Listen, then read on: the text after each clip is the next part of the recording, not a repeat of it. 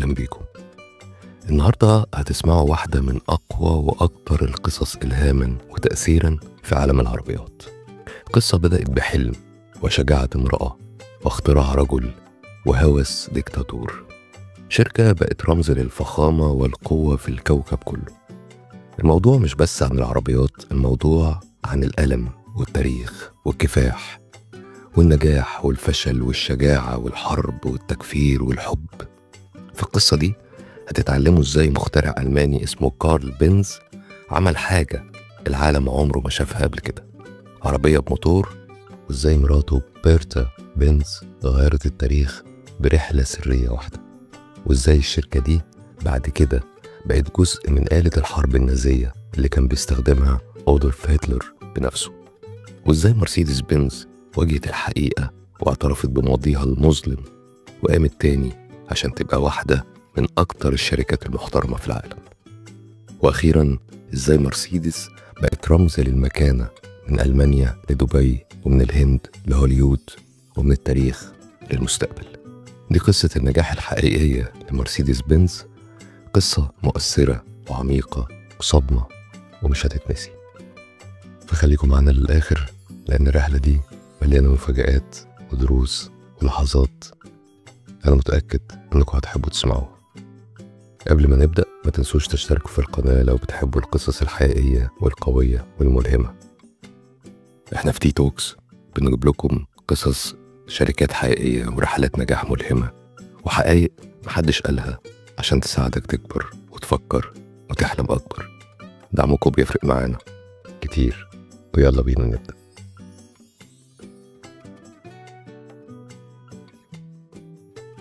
نرجع بالزمن لمنتصف القرن ال19 في ألمانيا، في عالم كان الناس لسه بيستخدموا فيه الخيل والعربيات اللي بتجرها الخيل عشان يسافروا.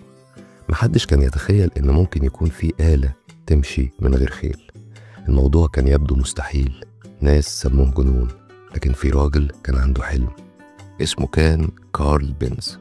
اتولد سنة 1844 في مدينة اسمها كارلسرو بألمانيا. كان مهندس ميكانيكي ذكي وهادي مليان أفكار طول الوقت.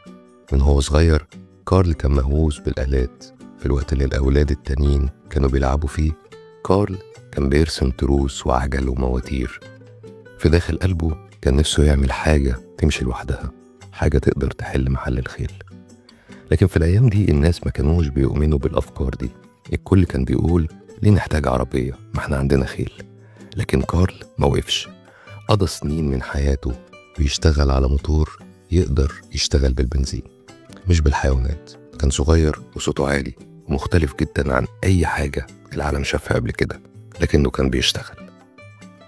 سنة 1885 كارل بنز أخيرا عمل أول عربية في العالم تشتغل بالبنزين. كان ليها 3 عجلات وموتور صغير وشكلها كان غريب شبه العجلة، سماها بنز بيتنت موتور. لكن كان في مشكلة، محدش صدق فيها، محدش كان عايز يشتريها. الناس كانوا بيضحكوا عليه، ناس حتى كانوا بيقولوا عليه مجنون. حس انه اتهزم، وهنا جت واحدة مميزة جدا، بيرتا بنز اللي هي مرات كارل. ما كانتش مجرد زوجة، كانت صاحبة رؤية ومؤمنة والبطلة الحقيقية في القصة دي.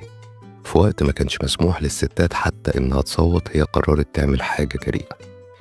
في صباح بدري في أغسطس 1888 ومن غير ما تقول لجوزها خدت العربية ومعها أولادها الاتنين وطلعت في رحلة غيرت التاريخ. سافرت من مانهايم لفورتسهايم مسافة 106 كيلومتر. دي كانت أول رحلة عربية طويلة المدى في العالم. ما كانش معاها خرايط، ما كانش فيه ميكانيكية عشان يساعدوها، وما كانش فيه محطة بنزين ولا حتى طرق معمولة للعربيات. لكن بيرتا كانت شجاعة، وفي الطريق كان لازم تصلح العربية لوحدها. استخدمت دبوس القبعة بتاعتها عشان تنظف ماسورة بنزين مسدودة، واستخدمت دبوس شعرها عشان تصلح حاجة في الإشعال. وقفت في صيدلية عشان تشتري بنزين زيادة، وبكده خلت الصيدلية دي أول محطة بنزين في التاريخ. الناس في القرى كانوا مصدومين، بعضهم افتكرها ساحرة، والبعض التاني ما كانش مصدق إن في ست سايقة حصان معدني. لكن بيرتا ما وقفتش. بعد ساعات كتير وصلت لبيت أمها وبعتت تلغراف لكارل بتقول له العربية شغالة والعالم جاهز. في الحقيقة الرحلة دي ما كانتش مجرد سواقة، كانت رسالة للعالم ونجحت. بعدها الناس بقوا فضوليين، كانوا بيجوا عشان يشوفوا العربية. بعضهم ضحك لكن كتير منهم انبهر، وبالتدريج الناس بدأت تصدق. المبيعات بدأت والطلبات جت، واللي بدأ في جراج صغير في ألمانيا بقى بداية مرسيدس بنز.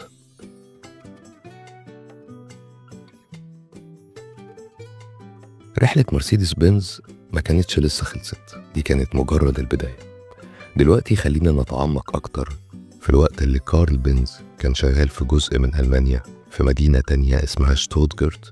كان في عبقري تاني اسمه كان جوتليب ديملر، كان عنده نفس حلم كارل، بيشتغل على مركبة تمشي بالبنزين مش بالخيل، لكنه كان عايز يروح أسرع وأقوى ويعمل آلات للكل مش بس الأغنياء. في سنة 1886 في نفس الوقت اللي كارل بنز كان بيعمل عربيته، ديملر وشريكه فيلهلم مايباخ كانوا هم كمان شغالين على موتور صغير. وتخيلوا ايه اللي حصل، نجحوا وعملوا موتور صغير وخفيف سموه موتور ساعة الجد. ركبوه على عجلة فبقوا من أوائل اللي عملوا الموتوسيكلات في العالم. بعدها ضافوا الموتور لمركبة ليها 4 عجلات زي بتاعت بنز بالظبط. دلوقتي بقى في ألمانيا راجلين بيخترعوا مستقبل المواصلات، بس كل واحد لوحده. ممكن تفتكروا إن بنز وديملر اشتغلوا مع بعض من الأول، لكن لأ، العقود كانوا منافسين. بنز كان عنده شركته بنز أند سي، وديملر كان عنده شركته ديملر موتور أند جازيل شافت أو DMG. كانوا بينافسوا بعض وكان عندهم أفكار مختلفة ومواتير مختلفة وحتى زباين مختلفين، لكن حاجة تانية كانت هتحصل، حاجة هتوحدهم للأبد. وهنا بيجي جزء خاص جدا من القصة دي اللي هو اسم مرسيدس. منين جه؟ الحقيقة واحد من أكبر الداعمين لشركة DMG كان راجل اسمه إيميل جلينيك. كان رجل أعمال غني وتاجر عربيات وراجل بيحب سباق العربيات. كان بيبيع عربيات ديملر في فرنسا والنمسا، لكن إيميل كان عنده شرط واحد. قال لشركة DMG هبيع عربياتكم في كل أوروبا، بس العربية لازم تتسمى على اسم بنتي. اسمها كان مرسيدس جلينيك. كان عندها 11 سنة بس وقتها، ومن هنا اتولد اسم مرسيدس. في سنة 1901 شركة DMG عملت عربية جديدة اسمها مرسيدس 35 HP. كانت جميلة وقوية وسريعة، غيرت طريقة صناعة العربيات بقاعدة عجل أطول وموتور أقوى وجسم واطي. الناس سموها أول عربية حديثة. كانت نجاح كبير، الكل بدأ يسمي عربيات DMG بمرسيدس، وبالتدريج الاسم بقى أشهر من الشركة نفسها.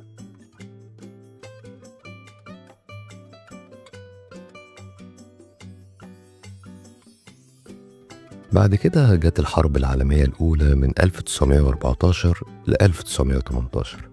ألمانيا كانت في حالة حرب، المصانع وقفت إنها تعمل منتجات عادية، بدأوا يعملوا أسلحة ومركبات عسكرية ومواتير لطيارات الحرب. شركة بنز أند ساي وديملر DMG وقفوا شغل العربيات العادية ودعموا المجهود الحربي. عملوا مواتير لدبابات وشاحنات وغواصات وطيارات. لكن بعد الحرب ألمانيا كانت متدمرة، الاقتصاد كان مدمر، الناس كانوا فقراء والشركات كانت مفلسة. الشركتين بنز وديملر كانوا بيكافحوا عشان يفضلوا موجودين. في سنة 1926 الشركتين بنز أند كومباني وDMG اتحدوا مع بعض وبقوا مرسيدس بنز. ضموا اسم كارل بنز وهندسة ديملر ومرسيدس كعلامة تجارية. كانوا جاهزين يغزوا العالم وفعلا عملوا كده. عربيات مرسيدس بنز بقت رمز للجودة والهندسة والفخامة، لكن حاجة مظلمة كانت على وشك إنها تحصل. دلوقتي هندخل على أكتر جزء مثير للجدل ومؤلم في القصة. في الثلاثينات راجل اسمه أودولف هتلر وصل للسلطة في ألمانيا. كان عنده خطط كبيرة عشان يخلي ألمانيا قوية تاني، ويعمل طرق ومصانع وأسلحة، وتخيلوا مين اللي ساعده يعمل المركبات والمواتير دي؟ أيوة، مرسيدس بنز. مرسيدس بنز بقت واحدة من الموردين الرئيسيين لحكومة هتلر. عملوا شاحنات عسكرية ومواتير وحتى عربيات للجيش النازي. في الحقيقة هتلر نفسه كان بيشوفوه كتير في عربية مرسيدس بنز ال770 اللي كانت عربية فخمة سودة ضخمة بزجاج ضد الرصاص. العربية دي بقت معروفة باسم عربية هتلر. لكن الموضوع الأسوأ إن أثناء الحرب كتير من الشركات الألمانية ومنهم مرسيدس استخدموا العمالة القسرية. ده معناه إنهم خدوا أسرى ويهود وناس من البلاد المحتلة وأجبروهم يشتغلوا في المصانع تحت ظروف صعبة جدا. أكتر من 40,000 شخص اشتغلوا في ظروف زي دي في مصانع مرسيدس أثناء الحرب العالمية الثانية. الجزء ده من القصة مؤلم ومظلم، لكن مهم جدا إننا نقول الحقيقة. ومرسيدس بنز بعد كده اعترفت بده واعتذرت علنا ودفعت ملايين عشان تساعد الناجين وتثقف الناس عن الجزء ده من التاريخ. ما خافوش من ماضيهم، خدوا المسؤولية وده خلاهم يحصلوا على الاحترام.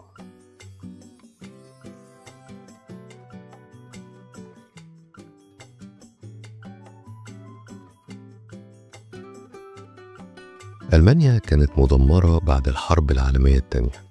المدن كانت خرابة، المصانع اتضربت بالقنابل، الناس ما كانش معاهم حاجة. لكن مرسيدس بنز بدأت تعيد البناء من الصفر. استخدموا أي مواد كانت معاهم، بدأوا يعملوا عربيات صغيرة وفان نقل وأتوبيسات. سنة 1954 قدموا عربية صدمت العالم، مرسيدس بنز 300 SL جال وينج، ببيبان بتفتح زي جناح الطير. بقت أيقونة، ومن وقتها مرسيدس فضلت تنمو سنة ورا سنة، بقوا رمز للفخامة والقوة والرقي والهندسة الألمانية. الرؤساء والملوك ورجال الأعمال حتى نجوم هوليود بدأوا يستخدموا مرسيدس. من الحرب للسلام، ومن الذنب للعظمة، من حلم لإرث عالمي. لكن الطريق اللي جاي ما كانش سهل، لأن العالم كان بيتغير بسرعة. خلينا نتعمق في رحلة إزاي مرسيدس بقت أيقونة عالمية للفخامة، وإزاي حاربوا منافسين أقوياء، وإزاي دخلوا المستقبل بأحلامهم الكهربائية. في الوقت اللي معظم الشركات كانت بتركز على السرعة أو الشكل، مرسيدس ركزت على حاجة أهم، وهي الأمان. في الستينات مهندسين مرسيدس سألوا سؤال: إيه رأيكم لو العربيات تقدر تنقذ أرواح مش بس تنقل ناس؟ وهنا بدأوا يقدموا مميزات بتنقذ الحياة فعلا. الناس بدأت تقول لو عايز عربية آمنة اشتري مرسيدس، والسمعة دي استمرت لعقود. في السبعينات العالم شاف جانب تاني لمرسيدس بنز، الفخامة والقوة والرقي. أطلقوا اس كلاس الشهيرة، ودي ما كانتش مجرد عربية، كانت قصر متحرك، كان فيها كراسي جلد ناعم، طابلوهات خشب، سواقة سلسة ومواتير قوية، وصورة هادية وتكنولوجيا متقدمة جدا في الوقت ده. ملوك وملكات ورؤساء وممثلين ورؤساء شركات كلهم بدأوا يختاروا مرسيدس بنز كعربيته، بقت رمز للنجاح. في بلاد كتير الناس كانت بتقول بتعرف إنك نجحت في حياتك لما تسوق مرسيدس. ندخل في الثمانينات ونلاقي إن مرسيدس بنز ما بقتش مجرد علامة تجارية ألمانية، بقت أيقونة عالمية. دخلوا أمريكا وبقت مرسيدس هي الخيار الأول لنجوم هوليود ورجال الأعمال في وول ستريت. والهند اللي كانت بتعتبر فيها مرسيدس عربية كبار الشخصيات والوزراء ونجوم السينما. والشرق الأوسط اللي العائلات الغنية بتشتري فيها أساطيل من عربيات مرسيدس لأسرهم. أفريقيا وأمريكا الجنوبية وآسيا، مرسيدس كانت في كل مكان. بدأوا يعملوا مصانع في بلاد تانية غير ألمانيا، عملوا نسخ محلية من عربياتهم عشان تناسب الطرق والجو المختلف. كانوا بيتنافسوا في العالم كله وبيكسبوا. لكن بعد كده ظهر منافسين جداد، BMW، شركة ألمانية تانية بتركز على العربيات الرياضية الموجهة للسائق. كمان أودي اللي قدمت تصميم عصري ونظام الدفع الرباعي اللي هو كواترو. وليكسس من تويوتا اللي قدمت فخامة يابانية بأسعار أقل. وجاكوار وفولفو وكاديلاك كلهم كانوا عايزين ياخدوا جزء من سوق العربيات الفخمة. مرسيدس ما قدرتش ترتاح، فعملوا إيه؟ بدأوا يتطوروا أسرع، مواتير أقوى وتصاميم أنيقة أكتر، تكنولوجيا متقدمة واستهلاك وقود أفضل وخيارات راحة أكتر. بدأوا كمان يوسعوا مجموعتهم، عربيات SUV زي الام كلاس اللي اتسمت بعد كده GLE، وعربيات فخمة صغيرة زي C كلاس و A كلاس، وعربيات خارقة زي SLR ماكلارين. وفي أوائل الألفينات مرسيدس اتعاونت مع شركات العربيات البريطانية الشهيرة ماكلارين عشان يعملوا عربية خارقة، وهي مرسيدس بنز SLR ماكلارين. كانت سريعة جدا وخفيفة جدا وغالية جدا، مزيج من تكنولوجيا سباقات الفورمولا 1 والهندسة الألمانية. العربية دي بقت أيقونة ومعمول منها آلاف قليلة جدا للأغنى من الأغنياء. في 2020 مرسيدس قررت تطلع أعلى كمان، أطلقوا مايباخ، علامة تجارية فرعية للفخامة الفائقة. العربيات دي كانت أفخم من الإس كلاس، بتتعمل مخصوص للمليارديرات، ومميزات زي كراسي المساج وتلاجات وإضاءة داخلية ب64 لون، حواجز خصوصية. من الآخر مرسيدس مايباخ بقت المفضلة عند المشاهير زي بيونسي والعائلات الملكية في الشرق الأوسط، والأغنياء جدا في الصين وروسيا والهند. كانت شبه طيارة خاصة بس على عجل.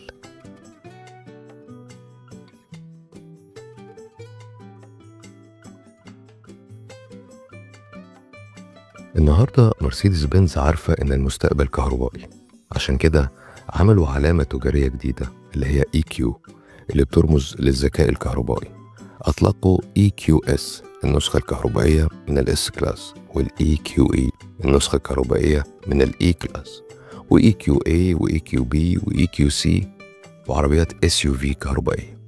العربيات دي فيها تابلوهات رقمية ضخمة ومساعد صوتي هاي مرسيدس، وشحن سريع وبطارية تعيش وقت طويل وسواقة هادية جدا. مرسيدس بتستثمر مليارات عشان تعمل مصانع كهربائية بس، وإنتاج طاقة نظيفة وتكنولوجيا الذكاء الاصطناعي من مستوى تاني. هدفهم إنهم يبقوا شركة كهربائية بالكامل بحلول 2030، وهم جادين في ده. ممكن تسأل نفسك ليه مرسيدس بنز فضلت موجودة لأكتر من 100 سنة؟ ليه بقت موثوق فيها أكتر من سامسونج وهيونداي وحتى شركات التكنولوجيا العملاقة؟ السر هنا إنهم فضلوا يتطوروا، اتعلموا من غلطاتهم وواجهوا ماضيهم المظلم، آمنوا بالجودة جدا، عمرهم ما جري ورا الأرباح وبس، فهموا زباينهم وتحركوا مع الزمن من البنزين للهايبريد للكهرباء. طب خلينا نبدأ بسؤال: ليه قادة العالم والملوك والمليارديرات وحتى العملاء السريين في الأفلام بيختاروا مرسيدس بنز؟ إيه السبب؟ لما رئيس يزور بلد تانية، أو نجم هوليود يتشاف في المطار، أو بوليود حتى، أو رجل أعمال يدخل فندق 5 نجوم، أو حتى لما جيمس بوند بيختار عربية في بعض أفلامه، العربية اللي بتستناه بره غالبا بتكون مرسيدس بنز، لأنها بتقول حاجة من غير ما تستخدم كلام: أنا وصلت، أنا محترم، أنا بثق في الأفضل وبس. طيب أديكوا شوية أمثلة حقيقية. نيلسون مانديلا بعد ما خرج من السجن بعد 27 سنة، الزعيم الجنوب أفريقي، بقى رمز عالمي للسلام والتسامح. ولما بقى رئيس، شعب جنوب أفريقيا بنوا له عربية مرسيدس بنز 500 بإيديهم. أيوة، أكتر من 60 عامل في مصنع مرسيدس بنز اللي في شرق لندن اتجمعوا عشان يبنوا العربية دي مخصوص علشانه، وما استخدموش آلات، بنوها بالكامل بإيديهم عشان يكرموه. العربية دي ما كانتش معمولة من مرسيدس، كانت معمولة من الشعب للراجل اللي جاب السلام لبلدهم. دي كانت أكتر من مجرد عربية، كانت رمز للأمل. سنة 1994 الأميرة ديانا، اللي هي واحدة من أكتر الشخصيات المحبوبة في التاريخ، عملت حاجة محدش من العائلة المالكة البريطانية عملها قبل كده. بدأت تسوق عربية مرسيدس بنز الإس 280. ده صدم الإعلام البريطاني، لأن العائلة المالكة كان المفروض تسوق لماركات بريطانية بس زي روز رويس أو جاكور، لكن ديانا اختارت مرسيدس لأنها كانت بتحب الأمان والراحة والحرية. لكن بسبب الضغط اضطرت ترجع العربية. لكن ده ورى العالم إن مرسيدس مش بس للقوة، لكن هي للحماية كمان. طيب، ملك بوليود شاروخان مرة شارك في مقابلة وقال: زمان كنت بشوف الناس الكبيرة في عربيات كبيرة وأحلم إن ممكن في يوم من الأيام يبقى عندي واحدة. النهاردة عربية مرسيدس مايباخ اس 580 بتاعته هي واحدة من أفخم العربيات في الهند. الرحلة دي من ولد من الطبقة المتوسطة في دلهي لراجل قاعد في مايباخ مش بس عشان النجاح، هي عن إزاي العربية بتبقى جزء من قصة حياتك. اللي بيخلي مرسيدس قوية فعلا إنها مش بس محبوبة من الملوك والمشاهير، هي موثوق فيها من العائلات وسواقين التاكسي والدكاترة والناس العادية اللي بتؤمن بحاجة واحدة: الأمان والثقة. خليني أحكي لكم قصة. إن في سنة 2012 أب من ألمانيا كان سايق عربيته السي كلاس ومع أولاده الصغيرين في الكرسي اللي ورا. كانوا رايحين حفلة أو عيد ميلاد. فجأة شاحنة جاية من الاتجاه التاني فقدت السيطرة وخبطت مباشرة في عربيتهم. العربية اتدمرت، الجزء الأمامي اتحطم تماما، والناس افتكرت إن مفيش حد ممكن ينجو من تصادم زي ده. لكن لما فرق الإنقاذ وصلت، التلاتة كانوا عايشين. ليه؟ لأن العربية كان فيها وسائد هوائية جانبية وصلب مقوى وحماية خاصة لكراسي الأطفال، والهيكل فضل قوي. لما الأب خرج وهو شايل ولاده اللي بيعيطوا، بص على العربية المتدمرة وعيط، بس مش من الألم، عيط لأنه أدرك إن مرسيدس أنقذت العالم بتاعه كله. مرسيدس كمان بتبص للمستقبل. في سنة 2016 أطلقت نظام اسمه MBUX. ده تجربة مستخدم مرسيدس بنز للمساعد الصوتي الذكي اللي بيشتغل بالذكاء الصناعي جوه العربية. دلوقتي ممكن تقول: يا مرسيدس أنا بردان، والعربية هتزود التكييف السخن. يا مرسيدس وديني لأقرب محطة بنزين، هي هتوجهك. تفتكروا القصة بتخلص هنا؟ لا، مرسيدس شغالة دلوقتي على عربيات طايرة مع فوليكوبتر شريك مرسيدس، وعربيات بتسوق نفسها باستخدام الذكاء الاصطناعي والGPS، وكراسي حيوية بتقيس مستوى التوتر، ومصانع صديقة للبيئة وما بتطلعش أي انبعاثات كربونية، وعربيات ممكن تعرض أفلام على الزجاج الأمامي. هم بيعملوا عربيات مش مجرد وسيلة مواصلات، هي سفن فضاء للعالم الحديث.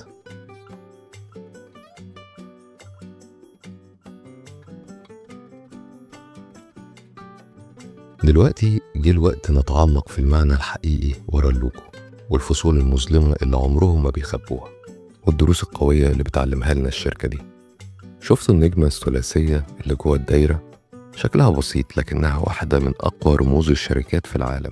لكن معناها إيه؟ 3 نقط، 3 عوالم: البر والجو والبحر. أيوة، لما اللوجو اتعمل، ديملر واحد من المؤسسين الأصليين قال: مواترنا هتحكم البر والجو والبحر. ما كانش مجرد حلم، كان وعد. والنهاردة مرسيدس بتعمل عربيات فخمة للبر، وتعاونوا في طيارات وهليكوبتر للجو، وحتى في مواتير بحرية للبحر. اللوجو الصغير ده بيحمل رؤية ضخمة وبيقول إن مفيش حاجة مستحيلة. دلوقتي خلينا نتكلم عن أرقام الشركة اللي هي جزء من مجموعة مرسيدس بنز جروب AG اللي كانت معروفة باسم ديملر، وهي واحدة من أغنى وأكبر الشركات المحترمة في العالم. قيمة الشركة في 2025 أكتر من 60 مليار دولار أمريكي. الإيرادات السنوية في 2024 حوالي 165 مليار دولار أمريكي. عدد الموظفين عالميا أكتر من 170 ألف شخص.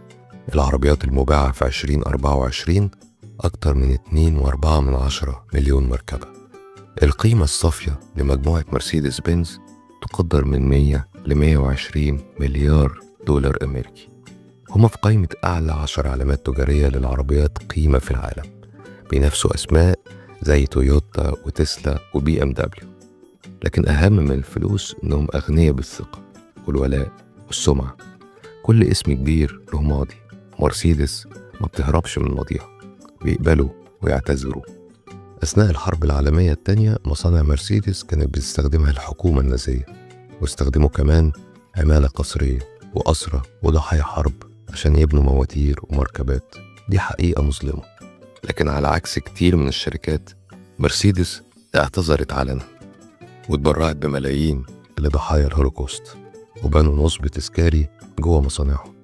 شاركوا كل السجلات التاريخية بشفافية، بيعلمونا إن النجاح ملوش معنى من غير إنسانية.